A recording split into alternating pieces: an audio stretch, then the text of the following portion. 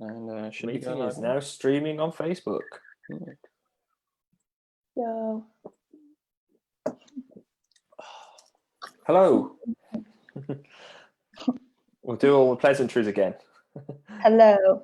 How are you? How have you been? Hello. Oh, Good. we're live. There we are. Yeah. Beautiful. Yeah. I was just farting about then. Nice. Lovely. That's Trying to all. find the I'm gonna grab it video. on my phone. Okay. There we are. There we are. Opera is like the browser, which soon opens, is so loud. It's like really makes the Mac buzz. But we're going, okay. Oh, like while we're live, Foxxglove, thank you so much for joining us. We're back here on our amended Monday Q&A day. The problem with doing this on the Monday is I felt like I've had an entire week between the last one, even though it's only been 2 days. So I'm not entirely sure what to do with myself during that time. Yeah. I know, it's strange. I was in work all day today, and well, it was my first day back. I was tidying up the pub where I work, Tidy Rebel, big up. And yeah, it was really, really strange being back at work after, months on end. So long, 4 months off. Last holiday. It's the longest weekend you've ever had. What have you been up to today, Rich? Not a lot, to be honest with you. Just cleaning up, just doing cleaning, because you're just sitting around doing nothing and cleaning. Yeah. But, I live a very, very thrilling life for everyone who wanted a bit of input there. Anyone who's interested. And well, sorry, Fee, what have you been up to today? I went to go see James Minas, who's my producer, and Jed, who's my guitarist, was there as well. He finished putting down the guitar parts, and it sounded so good. It's actually a little sneak peek on James Minas's Instagram story and also mine, if you want to go check it out. We'll make sure we get all the links and everything that we can get. We'll chuck in the comments and stuff as we go along. Yeah. Nice. Cool. Wicked. Yeah, all right. Well, thanks for joining us today. Yeah, thanks for joining us. Thank you for having me. That's all right. No worries. I guess if we could start off then with the beginning, really. So your initial interest in music and how you sort of got into it and everything like that. Yeah. So I think I've always loved music. Like my whole family is pretty much quite musical on both sides. So it's something I've kind of been brought up with. And for as long as I can remember, singing and music has always been something I've wanted to do. When I was like really young, if anyone asked me what I wanted to be when I grew up, it was like famous. And then as I got older, I was like, let's narrow that down a bit, and actually make this a realistic goal. And it was music. I decided to do music in college after I left school. There weren't many opportunities in the valleys, and not that I knew of anyway, so I didn't do much of it, but I did a lot of singing on my own, a lot of karaoke, the usual. Yeah, love karaoke. Yeah, so good. But yeah, I've always sort of like written my own stuff, and that it's never been very good back then, but I've always kind of like brought my feelings down and turned it into a song and like sang on top of my lungs just wherever I was. Yeah, it's just something that it's one of the only things I feel like I'm really good at and I'm really passionate about. And yeah, I've never really wanted to do anything else. And yeah, I think maybe a lot of that is down to, my mother like always singing as well. She was in a lot of like musicals growing up. So was my grandmother, and my great aunt does a lot of music. She's a musical conductor in the valleys and has done like a lot of stuff for music. That's quite a theme, I think, that we've spotted across a lot of the chats that we've had with people over the past couple of months, is that it's either one or both of their parents have introduced them to certain styles of music or different genres of music, and then it sort of piqued people's interests, and then you think, where can I take this artist and move along with my own sort of style of music and go from there. Yeah, definitely. Like my dad was always, he didn't really play any instruments or like sing or anything, but he's always been like a massive music lover, and he was always playing his like CDs and stuff in the house. So that was one part of it, and like Led Zeppelin and the Smiths and all of those. And I've always like enjoyed watching music documentaries with him also, which I think kind of made me love it as well. I always like the watching sort of behind the scenes and stuff, and I just find it very interesting.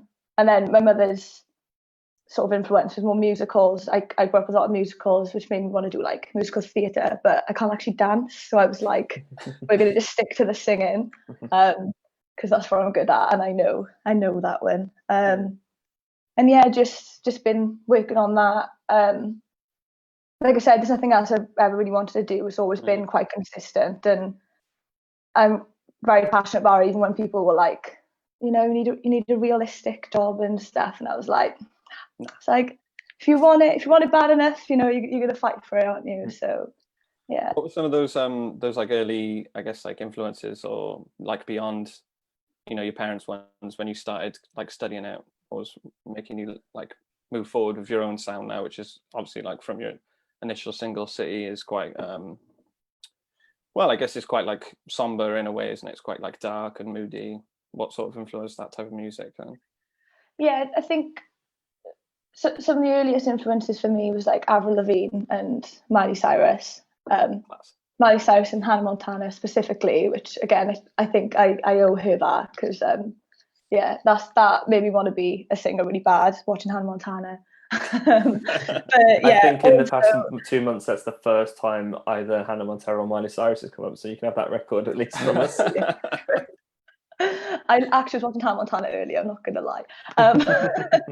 But yeah, then when I started to get a bit older and kind of find my own sort of music taste, it was started listening to a lot of Marina and the Diamonds, who is now known as Marina, and then like Lana Del Rey. I also listened to a lot of bands as well, like You Made Six and Paramore, Tonight Alive.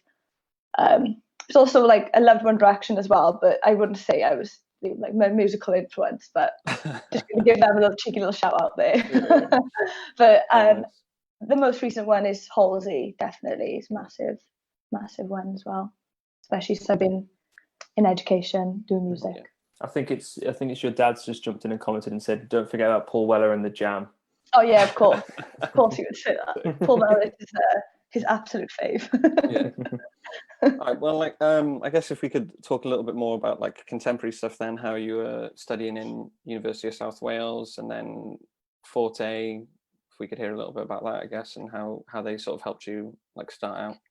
Yeah, so I think it started really music for me in college is where I really found where I really like found myself as a musician, because I'd never really played with a band before or like with instruments. It was always sort of like backing tracks and karaoke on my YouTube and things. And so yeah, when I went to college and I studied music, and my tutor Sharon, who was absolutely amazing, really pushed me and encouraged me to go for it, because I didn't have those opportunities when I was in school, because my school specifically didn't really cater to that.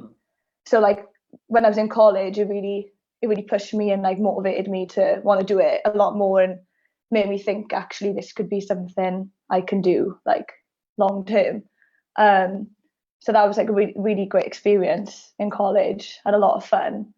But again, it was mostly just covers, so we didn't really have a lot of room to like make our own music. Although I was still writing, none of that kind of, because I was doing all the like assignments in college, none of that included writing music, like your own music and stuff. So when I went to uni, a lot some of the modules included that, like writing your own tracks and doing things like that.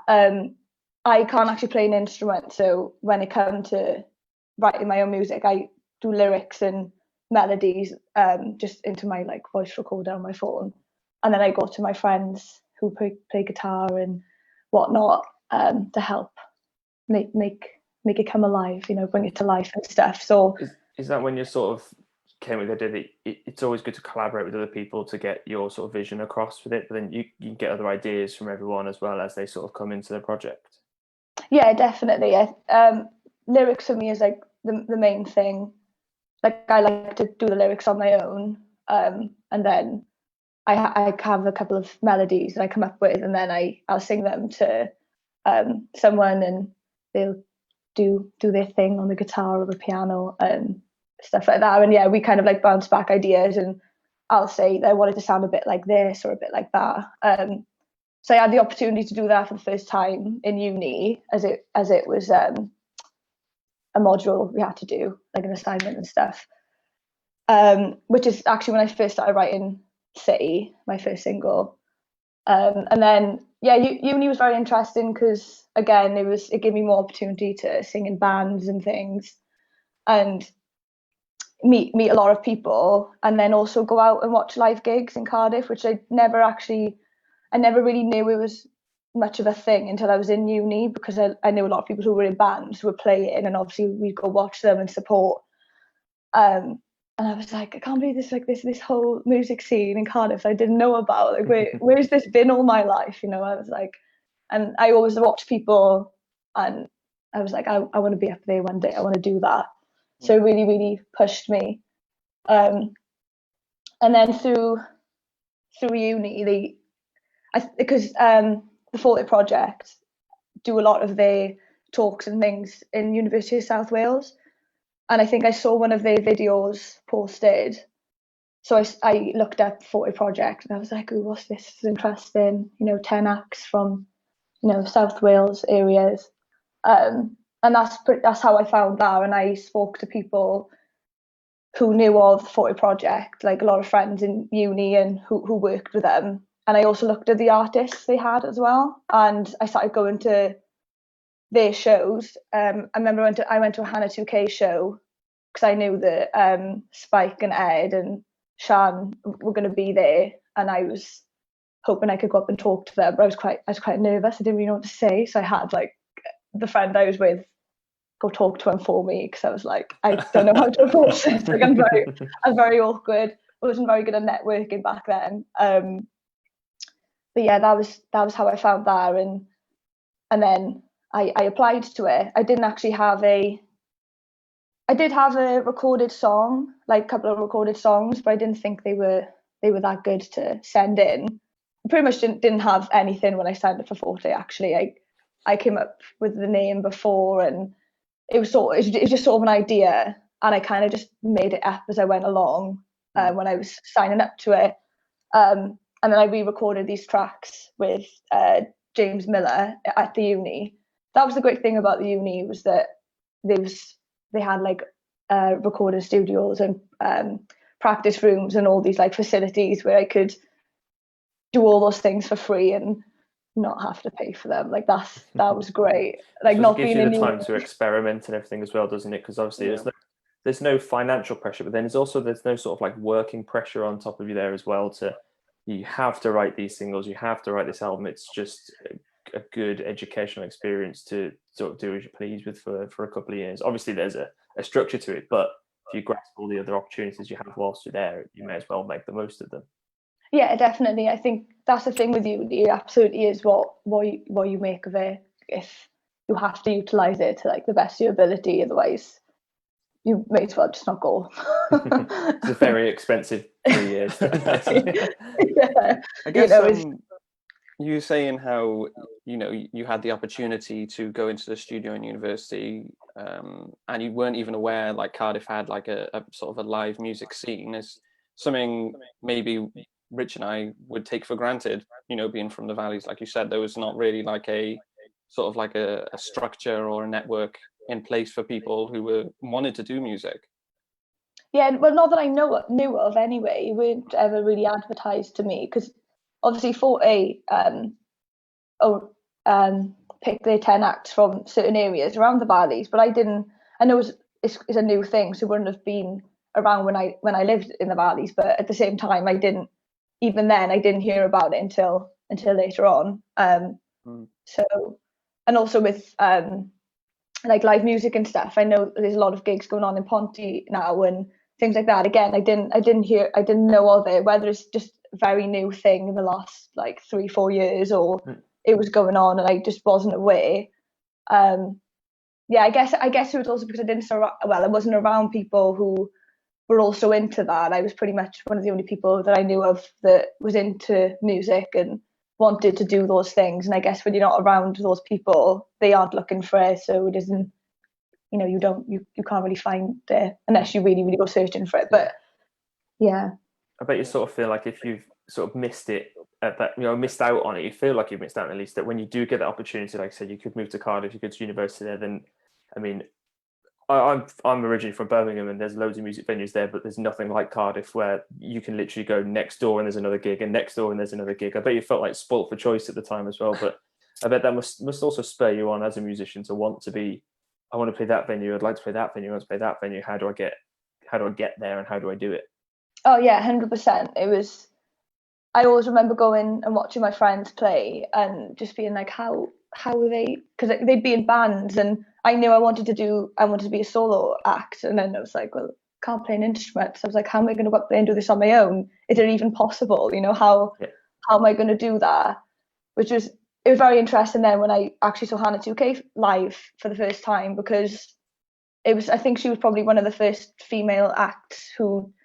I think at the time she had James Minas playing with her on stage, which also had a backing track, and I was like, wow, is this actually possible for me? I don't need to be in a band. Me and Ethan saw Hannah, she was at Cardiff Music Awards when me and Ethan went there a couple of years back. She's absolutely fantastic performance. I volunteered. So good. She's incredible. Yeah. So Forté then, they really helped you, like, well, I suppose make your music then, I suppose, in one way, because if you hadn't had access to them, sort of suggesting your producer and your guitarist Jed, actually you met him in university then, didn't you? So I guess if we could talk a little bit more about that and how you did come to play live shows. Yeah, so with Forté, I got on Forté in my third year of uni. And the thing is, with being in uni, and even if you are doing music, it makes it difficult for me anyway. I found it difficult to do my own thing with music whilst also juggling university, even though it was music, if that made any sense.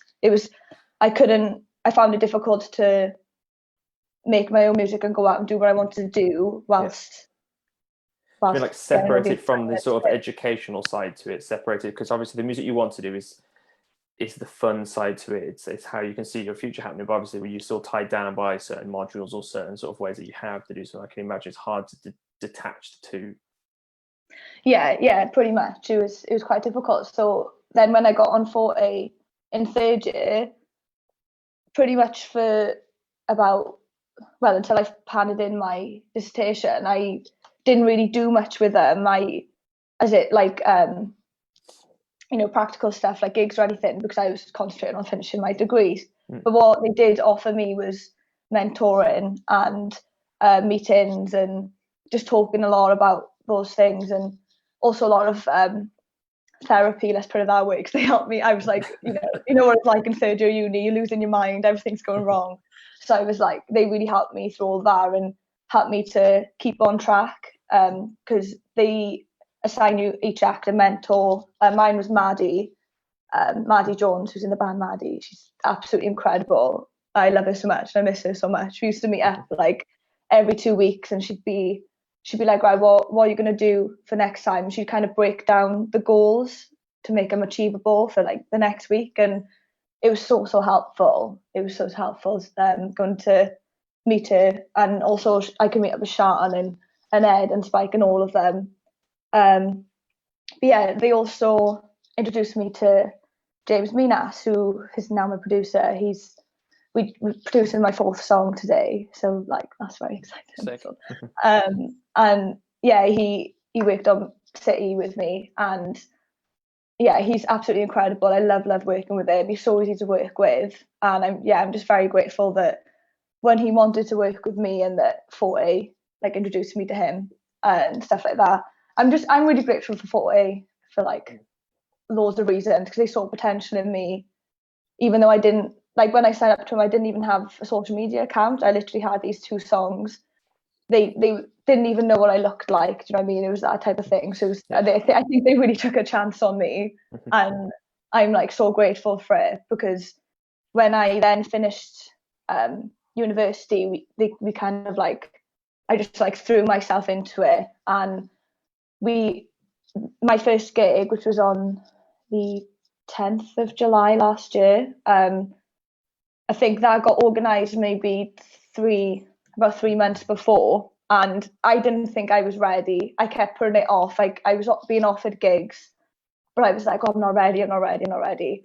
Because when I didn't have anyone to play with, and I didn't know how I would be able to, you know, perform in live, I got this on my own. I was like, I can't really do a cappella. That's not really, you know, it's not what Foxxglove's about. So yeah, that's when I was speaking to Jed, and we were on the uni course together, and he was actually helping me out with my dissertation. And I asked him if he wanted to play live with me, because like I know quite a lot of musicians, and I knew that I worked well with Jed, and also that he was reliable, and he's just a sick guitarist. He's class. Like if anyone's ever seen him play, he's just incredible, and he really had the sound that I was looking for as well.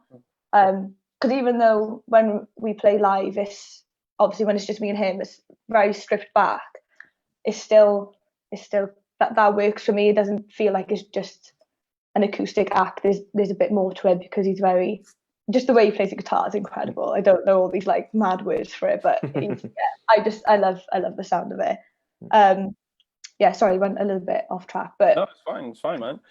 So I guess, you know, working with Jed and James Minas, you know, helping you produce, and Jed with the guitar live, how does that fit into like the songwriting process then? Is it collaborative, or do you sort of, you know, hold the reins a bit stricter with that? How does it work, you know, not being able to play the instruments, sort of, I guess? I think I keep my sort of, I have like creative control over the lyrics, because I write quite, if you've seen me, you know, they're very personal lyrics, and that's just personally the way I like to write. I like storytelling, and yeah, having something people can relate to.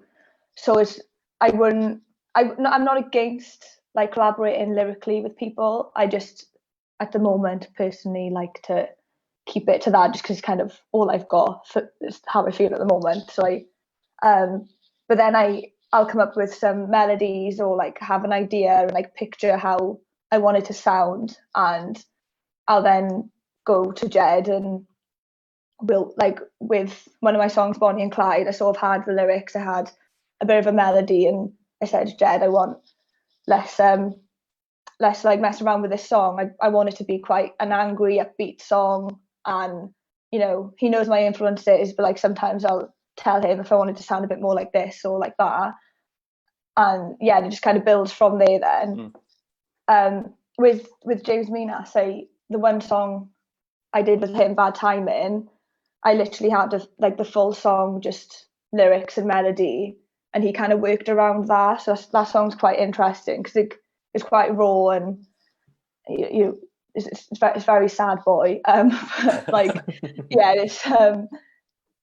it was nice because it was real. There was no like, I don't think it needed any of the fancy stuff all around it. It was just quite like raw and things. So it was nice just to go to him and give him that, and he like build around it and flesh it out.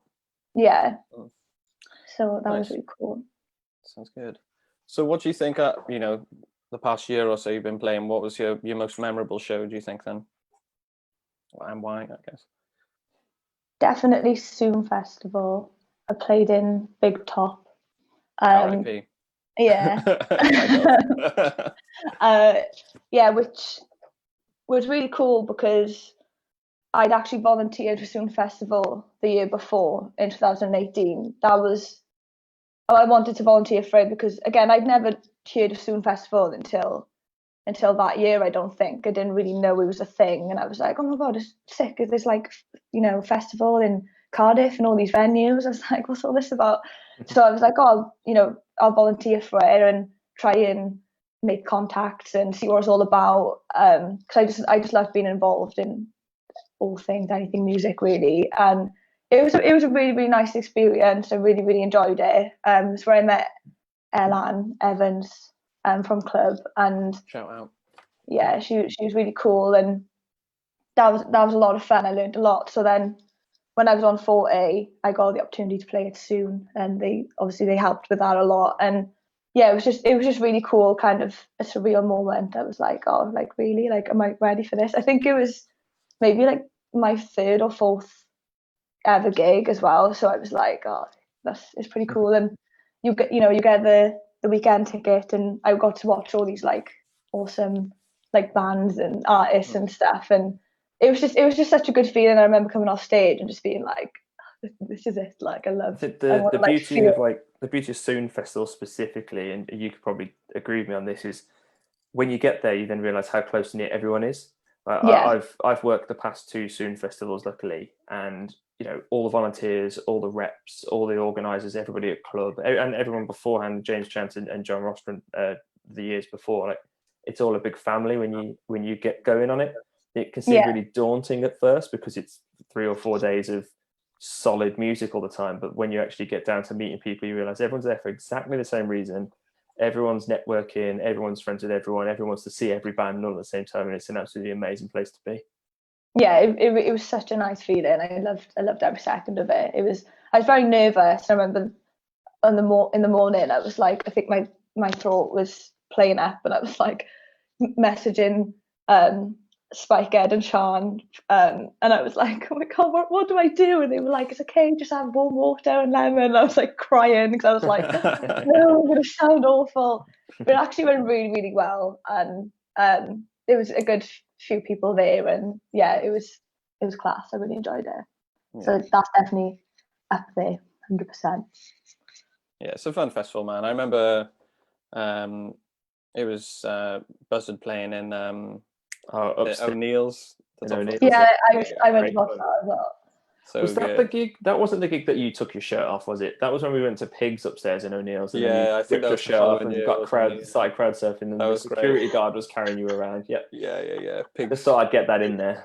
Pigs. 7 pigs.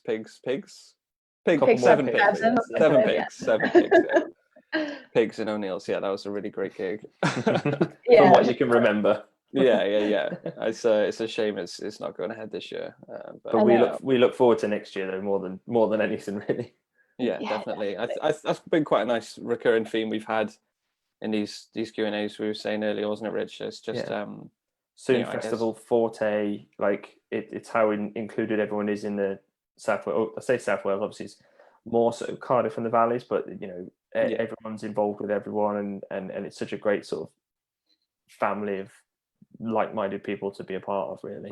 Yeah, for sure. It's so nice. Yeah, that's what I absolutely love about Cardiff, because like I said, it's like-minded people and creative people, and I was never really around that, which I think was probably also another reason why I didn't do anything so soon, because when you're not around it, it doesn't kind of like spark that like energy in you to do it, or like it doesn't, for me, like it was a lack of confidence. I didn't feel like I was capable or that I could, or that so it's the Cardiff music scene is very good, and very grateful for everyone this like helped me, because the last year it's been not talking about the lockdown, but just we don't talk about that on this. We'll forget that.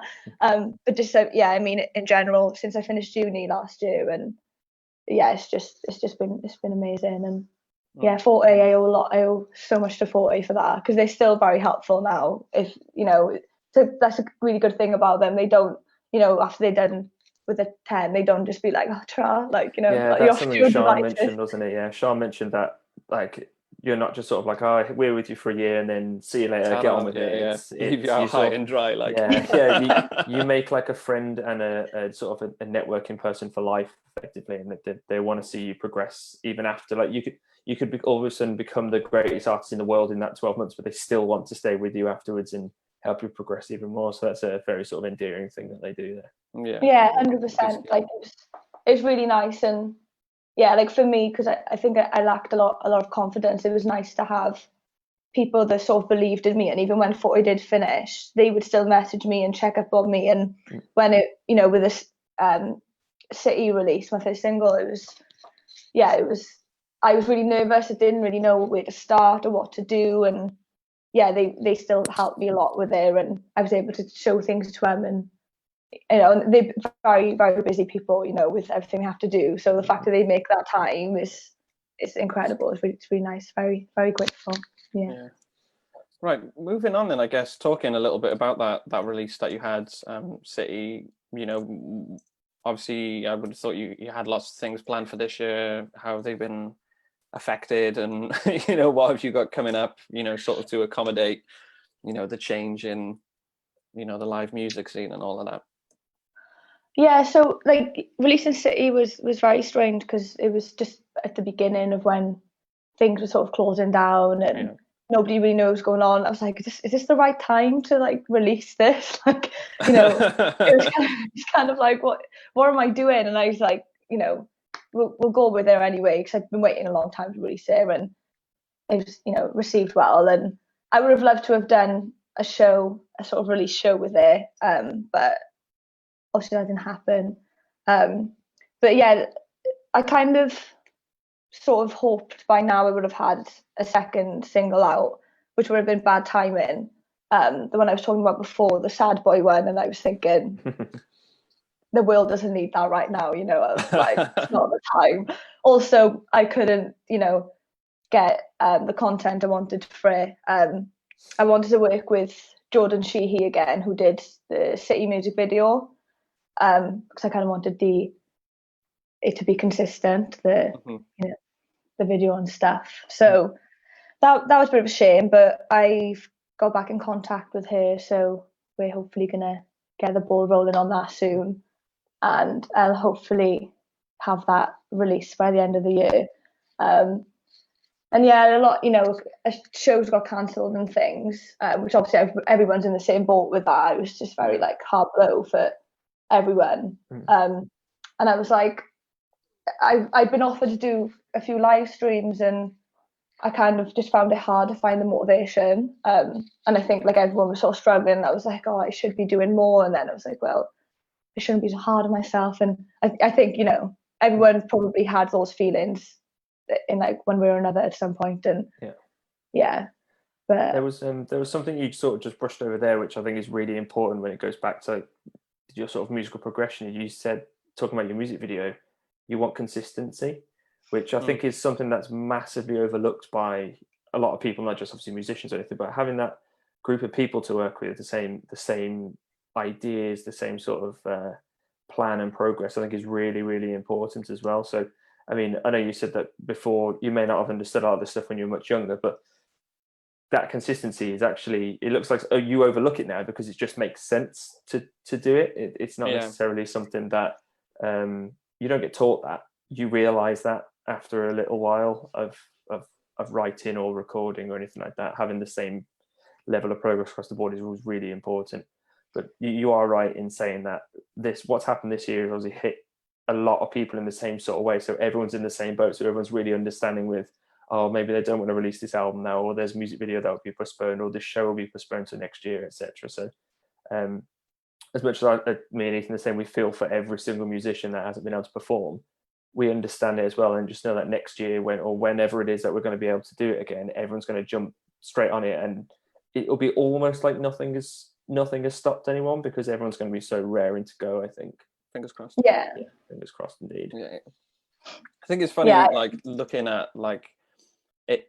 I don't want to say inconsistency, like slagging off bands or anything, but it's quite interesting looking at how like yourself, like a solo artist, plans things out and maps things out. I think a lot of times maybe when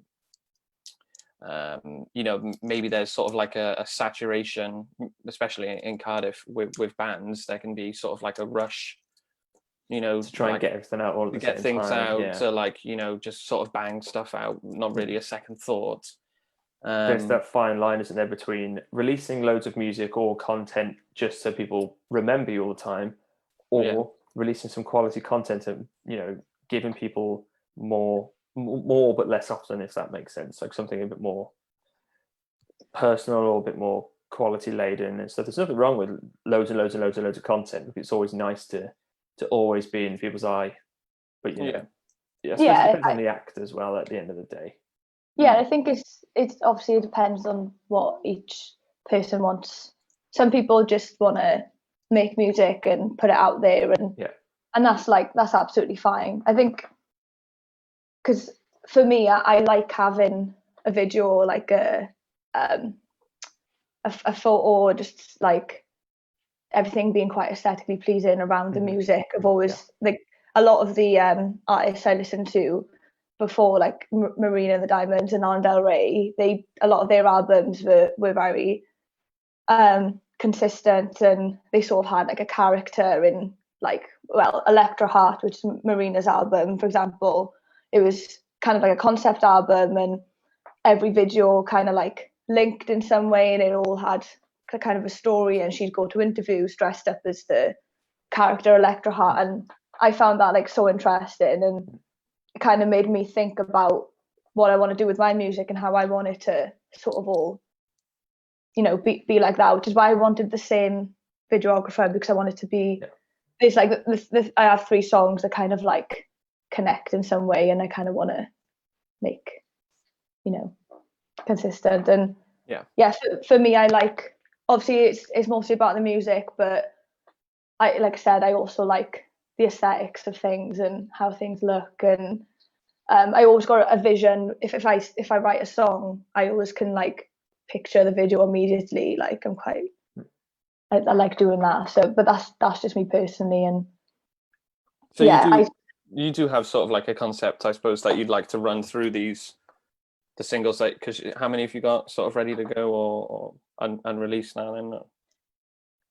I've got 2 ready to come out, like songs. But it's what happens around them is that I want to really concentrate on, and I don't want to just put it out there without, because I kind of, like I said, I've got a sort of vision how they sort of all connect, and there's things in the video that in the videos that I kind of that will link. They kind of like Easter eggs almost to kind of connect them all, and it's very subtle, and it's very I don't want to call it a concept, because it's a very loose concept, but it's sort of just me messing around with it now in very early on, because it's something I'm interested in, and I'm doing it in a way, well, with what I have, basically. Nice.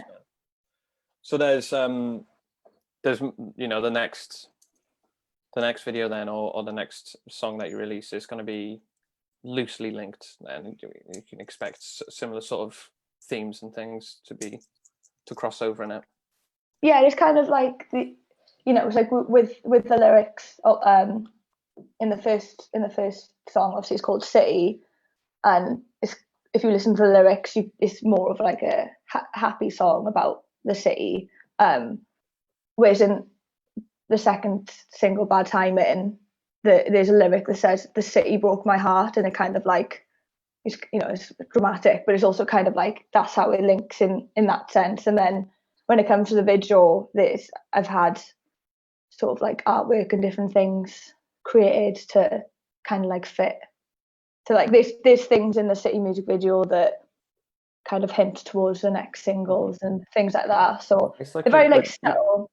Basically trying to create a brand around the personal side to your lyrics. Let's be honest, let's boil it down. So your lyrics are the important side, and then you're building a brand around those lyrics and how you can put them out there. And obviously the way songwriting works, everyone interprets things in their own sort of way, but you're giving people that little bit more with photographs, with videos and stuff, to say, this is how I interpret what I write down, and this is how I'd like to express it to everyone, but also, you know, this is how you can link it in your own head, and these are little things. If you focus on it to the point where, you know, you said that you can write one line in the song that will relate back to something else, and you know that, but it'll be for the listeners and stuff to pick up on that at some point.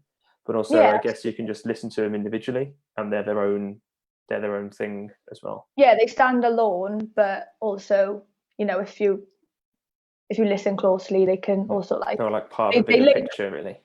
Yeah, they link for me, and obviously it doesn't have to link for someone else, but it's just how I want that to come across, is whether it's, well, it is quite in a subtle way, but yeah, like when there's a lot of artists I listen to that do that sort of thing, like Halsey, for example. A lot of her albums, they're very conceptual, and she creates like a whole sort of universe around there, and is very interactive, and I just find it really, really cool. And I don't have, the money to do all that stuff, but I'm going to do it in my own way and going at my own pace with it. And of course, yeah. It's quite a brave thing to do, in all honesty, because like Ethan mentioned before, there could be an act who just puts out loads and loads and loads and loads of content because they're all separate songs or they're part of an album or whatever. But if you're building your own brand yourself, you then, if you obviously you're out there looking for a record label or a deal or something like that, you're taking not just a couple of songs, where you're taking like a vision to them.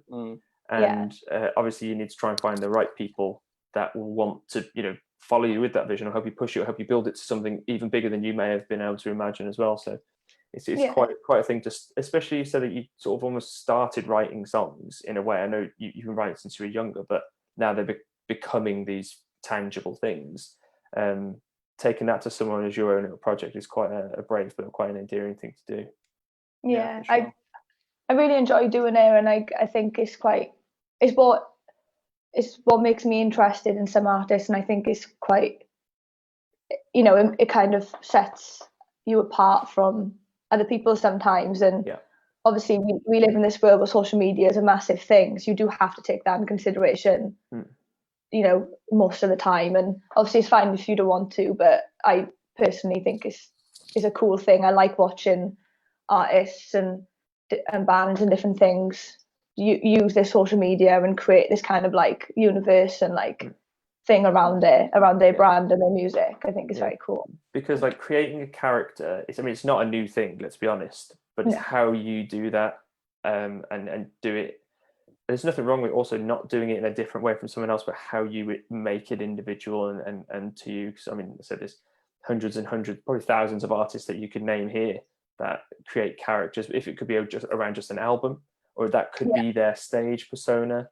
It's not a new thing, but it's done so well by so many people that give it a go. Why not? Because if you've got the imagination for it, then if it works for them, it will definitely work for you as well. No, for sure. Yeah, and it's just fun, isn't it? Like I just find it. If you can switch yourself off before you go off stage, and then on stage or in the video you're this character you've created, or this new persona or something like that. Yeah, just have fun. I think that's that boils it all down. Really, you just gotta have fun and enjoy what it is that you do.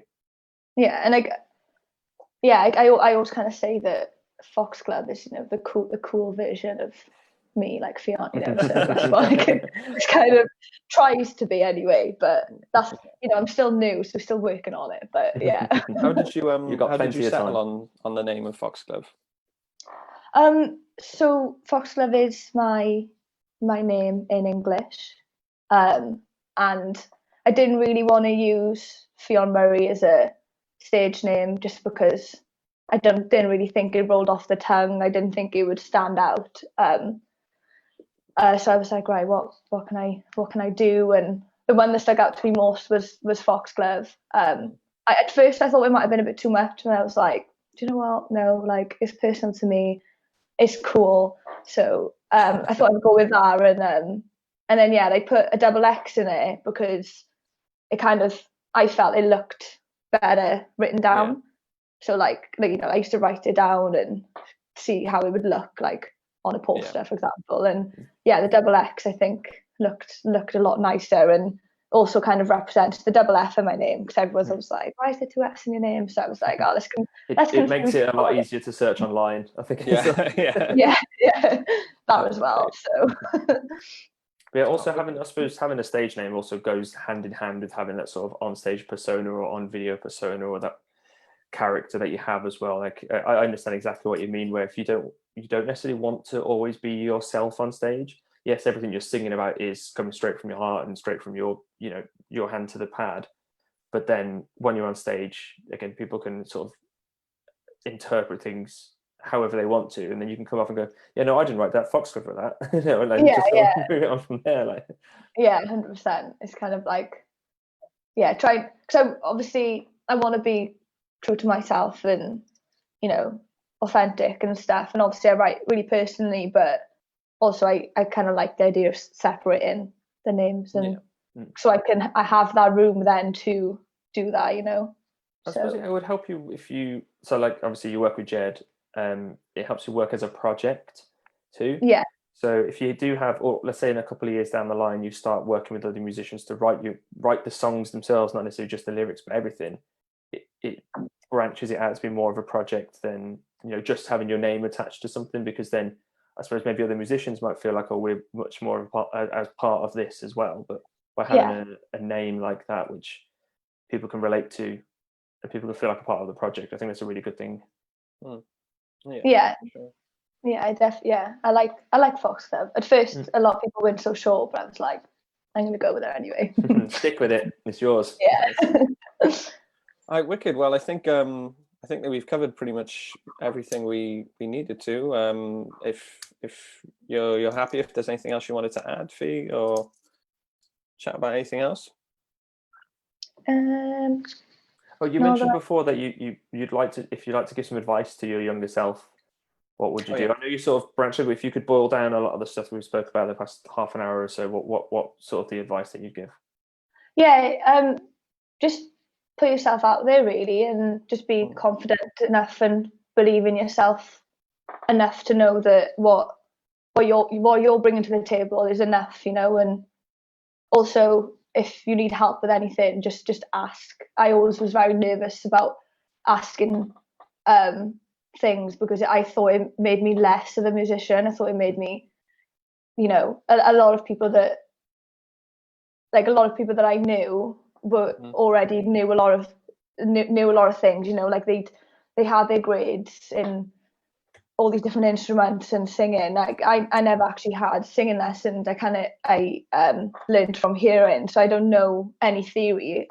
We covered it in college and uni, but I couldn't tell you. Like, that's not for everyone. I can safely tell you that. Yeah, like I couldn't tell you any of that. If someone was asking me what key I was singing in, I'd be like, I'd just sing it and hopefully they would know, because like I have no idea. So yeah, I guess just there's no rules really. I think remember that as well. Yeah, sorry, I'm not really narrowing this down. No, it's good. It's good. Be true to yourself, like, and don't, just because you're not doing it the same way everyone else is, doesn't make you less of a musician or a guitar player or anything like that. You know, just do what feels right to you and what's natural to you, and ask for help, you know, and go out and network. Like one of the best things I ever did was go out to gigs and stuff, and I sometimes used to go on my own. I went to quite a few Welsh language gigs on my own, because a lot of my friends didn't speak Welsh, and I really wanted to watch Welsh language because I also speak Welsh. So I went to a lot of them on my own, and obviously you kind of, when you're on your own, it's easier to, well, not easier, but you know, you can't hide behind someone else, the person you're with, so you can go talk to people, and just don't be afraid to ask for help, and just go for it and believe in yourself. Okay. Awesome. That's some great advice. Yeah, for sure. Thank you so much for coming on this evening. And nice. Thank you for everyone watching, and tune in next Monday at 8 o'clock for James Joseph, which should be sick. That will be wicked. All right, nice one. Cheers. Thank you guys. Thank you. Bye. Bye.